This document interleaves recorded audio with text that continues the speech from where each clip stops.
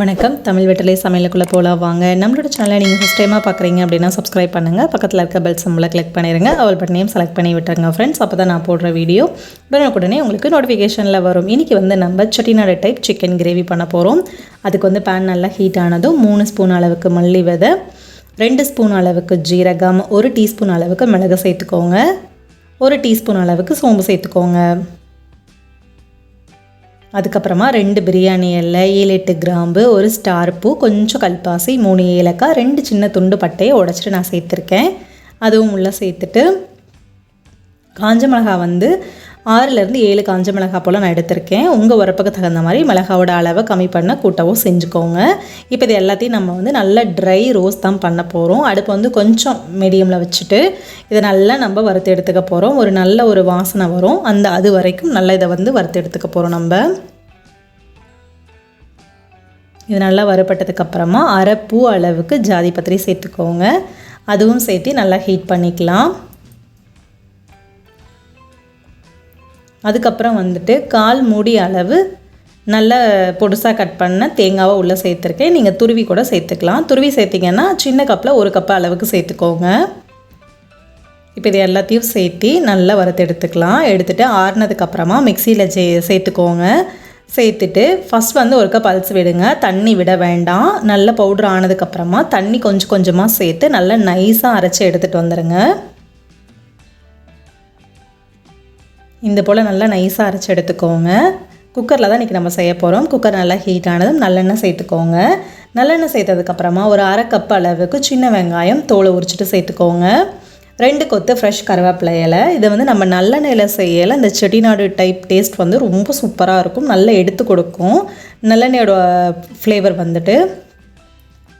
லைட்டாக வெங்காயம் கலர் மாறினோடனே ஒரு நல்ல கலர் மாறணும்னு தேவையில்லை, லைட்டாக கலர் மாறினோடனே இஞ்சி பூண்டு விழுது ஒரு 1.5 ஸ்பூன் அளவுக்கு சேர்த்துக்கலாம். அதோட ஸ்மெல் போகிற வரைக்கும் நல்லா கலந்து விட்டதுக்கப்புறமா அரை கிலோ அளவு சிக்கனை நல்லா கழுவி சுத்தம் பண்ண சிக்கனை உள்ளே சேர்த்துக்கலாம். சிக்கனை உள்ளே சேர்த்துட்டு நல்லா கலந்து விடுங்க.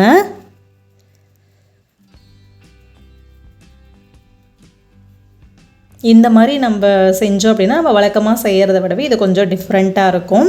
வெங்காயம் தக்காளி எல்லாம் கட் பண்ணுற வேலை இல்லை நமக்கு. இது ரொம்ப ஈஸியாக முடிஞ்சிடும். இதனால் சிக்கனை ஒருக்க பிரட்டினதுக்கப்புறமா மஞ்சள் தூள், தேவையான உப்பு சேர்த்துக்கலாம்.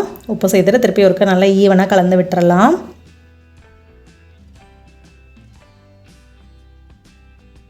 நல்லா கலந்ததுக்கப்புறமா தக்காளி சேர்த்துக்கலாம். 2 தக்காளி கொஞ்சம் நீல வாக்கில் தான் நான் ஸ்லைஸ் பண்ணியிருக்கேன். அதை அப்படியே உள்ளே சேர்த்துப்போம். 2 தக்காளி நான் மீடியம் சைஸில் எடுத்திருக்கேன். கொஞ்சம் பெரிய சைஸ்னால் நீங்கள் 1 தக்காளியே போதும். இப்போ நான் சொல்கிறது எல்லாமே 1/2 kg அளவுக்கு உண்டான மெஷரிங் தான் நான் சொல்லிகிட்ருக்கேன். 1 டீஸ்பூன் அளவுக்கு தனி மிளகாத்தூள், அரை டீஸ்பூன் அளவுக்கு காஷ்மீரி சில்லி சேர்த்துருக்கேன். காஷ்மீரி சில்லி பவுடர் நம்ம கலருக்காக வேண்டி தான் சேர்த்துக்கிறோம். அதில் பெரிய உரப்பு இருக்காது. இப்போ இது எல்லாத்தையும் சேர்த்து நல்லா கலந்துடலாம். நல்லா கலந்தாச்சு. கலந்ததுக்கப்புறமா நம்ம அரைச்சி வச்ச மசாலா விழுதை உள்ளே சேர்த்துக்கலாம். உங்களுக்கு எந்த அளவுக்கு தண்ணி தேவையோ அந்த அளவுக்கு சேர்த்துக்கோங்க. நீங்கள் குழம்பா செய்கிறீங்களா, இல்லை கிரேவியாக செய்கிறீங்களா, இல்லை செமி கிரேவி டைப்புக்கு ட்ரை பண்ணுறீங்களா அப்படிங்கிறதுக்கு தகுந்த மாதிரி பார்த்துட்டு தண்ணி சேர்த்துக்கோங்க. நான் செமி கிரேவி டைப்புக்கு வச்சுருக்கேன். ஸோ அதனால் தண்ணி பார்த்து கொஞ்சம் நான் அளவோடு தான் சேர்த்துருக்கேன். இப்போ இது எல்லாத்தையும் நல்லா கலந்து விட்டுருங்க. ஒருக்க இந்த ஸ்டேஜில் நீங்கள் உப்பு காரம் பத்துதா என்னன்னு சொல்லிட்டு செக் பண்ணிக்கோங்க. செக் பண்ணதுக்கப்புறமா கொதி வர ஸ்டேஜில் நம்ம விசில் போட்டு விட்டுடலாம். நல்லா கலந்து விட்டதுக்கப்புறமா லிட்டு போட்டாச்சு. லிட்டு போட்டுட்டு நான் 4 விசில் விட்டேன். எனக்கு நல்லா கறி வெந்திருந்தது, ரொம்ப சூப்பராக இருந்தது.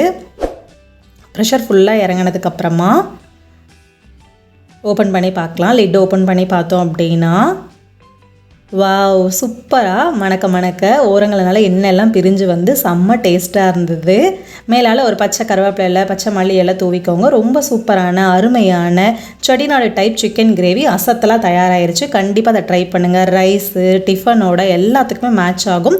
செம்ம சூப்பரான இந்த ரெசிபியை ட்ரை பண்ணிவிட்டு எப்படி இருக்குன்னு சொல்லிட்டு கமெண்ட் பண்ணுங்கள். நம்மளோட சேனலுக்கு சப்ஸ்கிரைப் பண்ணுங்கள். தேங்க்யூ.